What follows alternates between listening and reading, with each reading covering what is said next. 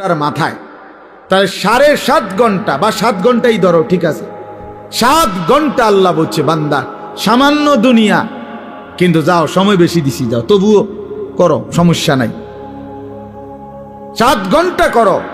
আর অনেক লম্বা আখিরাত, একদিন হাসরের ময়দানের 50,000 বছর, ফুলসেরা 30,000 বছরের রাস্তা, কবরের শেষ ব্যক্তিটাও থাকতে হবে। কোন মুহাদ্দিসিন বলছে 40,000 বছর। এই লম্বা সফর অনন্তকালের আখিরাতের জন্য এই 7 ঘন্টার ব্যবধানে, 8 ঘন্টার ব্যবধানে সময় নিলাম মাত্র 30 মিনিট, 7.5 ঘন্টা তোমার এই দুনিয়ার জন্য দিয়ে দিলাম। তবুও যদি বলো বান্দা আমি জুলুম করছি, তার ইনসাফ কিভাবে? তবুও যদি বলো বান্দা আমি পারবো না, গাদ্দার, তোমার মতন নাফরমান আর কে হইতে পারে? তোমার সামান্য দুনিয়া, অথচ সময় দিছি বেশি। 1:30 জোহরের নামাজ শেষ, 1:50 ভিতরেই নামাজ শেষ, আবার 4:30 পৌনে 5টায় আইসো 4 রাকাত আসরের ফরজ পড়বার জন্য। মাঝখান দিয়ে আবারও আমি আল্লাহ তাআলা লম্বা 3 ঘন্টার মতো সময় আবারও দিলাম, যাও আবার মেহনত করো, আবার পরিশ্রম করো, আবার কামাই করো, আবার কামাই করো। 8টা বাজে এশার নামাজ পড়ছো, 6টা বাজে ফজরের নামাজ।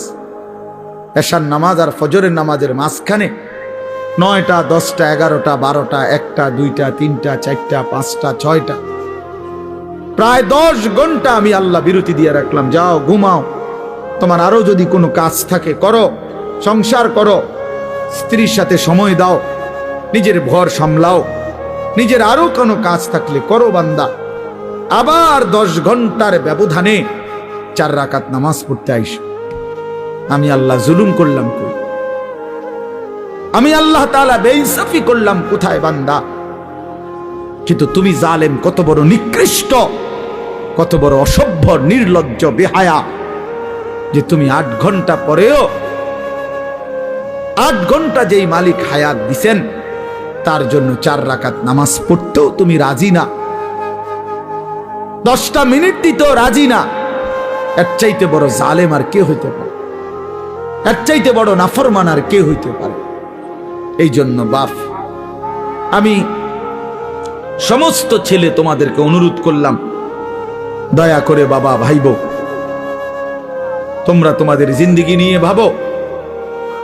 কেউ তোমারে নিয়ে না ভাবলেও, কেউ খেয়াল না করলেও তুমি মনে রেখো, তুমি তো তোমারে আলাদা করতে পারতা না। তোমার শরীর, তোমার দেহ, তোমার অঙ্গ, তোমার হাত পাও, তোমার ভেতর বাহির, এগুলো তো আর তুমি আলাদা করতে পারবা না। কাজে এই দেহ, এই অঙ্গ একদিন হাসরের ময়দানে আল্লাহর সামনে সাক্ষ্য দিবে, সাক্ষ্য দিবে। এই জন্য যদি গুনাই করতে হয় নিজের চোখকে আড়াল করে গুনাহ করো, যদি গুনাই করতে হয় নিজের হাতকে আড়াল করে গুনাহ করো, যদি গুনাই করতে হয় নিজের দেহকে আড়াল করে গুনাহ করো। কিভাবে সম্ভব? সম্ভব? আমার চোখে আমি না দেখলে, আমার হাত আমি স্পর্শ না করলে গুনাহ হবে কেমন? এজন্য কোরআনুল কারীম আল্লাহ বলছেন, ওয়াশাহিদা আলাইহিম সামউহুম ওয়া আবসারুহুম ওয়া জুলুদুহুম বিমা কানু ইয়ামালুন। বান্দা, তোমাদের কান, তোমাদের চোখ, তোমাদের সমস্ত দেহ, অঙ্গ প্রত্যঙ্গের চামড়া আমি আল্লাহর কাছে সেদিন হাসরের ময়দানে তোমাদের যাবতীয় কর্মকাণ্ড সম্পর্কে সাক্ষ্য দিব। আমাকে শোনাবে, আমাকে বলবে বান্দা তুমি আড়াল করতে পারবা না। নিজের হাতকে আড়াল করবেন কেমনে? নিজের চোখকে আড়াল করবেন কেমনে? নিজেকে আড়াল করার সুযোগ তো নাই ভাই। প্রিয় সন্তান, প্রিয় ছেলেরা, কেন নষ্ট হচ্ছ? কেন চরিত্রহীন হইলা বাবা? বলো বাপ। ওই দেখেন, ও এখানে হাসা হাসি। আর মানে এখন একজনের গায়ে আরেকজন হেলান দিয়া বসে, একজন আরেকজনের আঞ্জা দিয়া ধরে, একজন আরেকজনকে লাথি মারে, আরেকজন আরেকজনের চুল ধরে টান, মানে এই হলো পোলাপাইনের। কি করে মানে? কেন এখানে না শুধু চলতে ফিরতে হাঁটতে ঘুরতে একটা আরেকটারে লাত্তি দেয়, একটা আরেকটারে টাইনা ধরে, একটা চুল ধরে, একটা বেটকায়, একটা আঞ্জা দিয়া ধরে, কি করে পাগল মাথা। আহা, দেখেন আপনারা ছেলে পেলেদের চাল চলনে, মানে একেবারেই শূন্য বিচ্ছিন্ন। পৃথিবীতে কোনো মানুষ আছে তারে কেউ দেখে এটা দ্বারা কোনো লজ্জা শরম হইতে পারে? কিচ্ছু বোঝেন, কিছুই বোঝেন, আমি কিচ্ছু বোঝেন। কি মুরব্বী আছে না মানুষে দেখে, না আলেম ওলামা দেখে, না হেতে হেতের এত বিকৃত।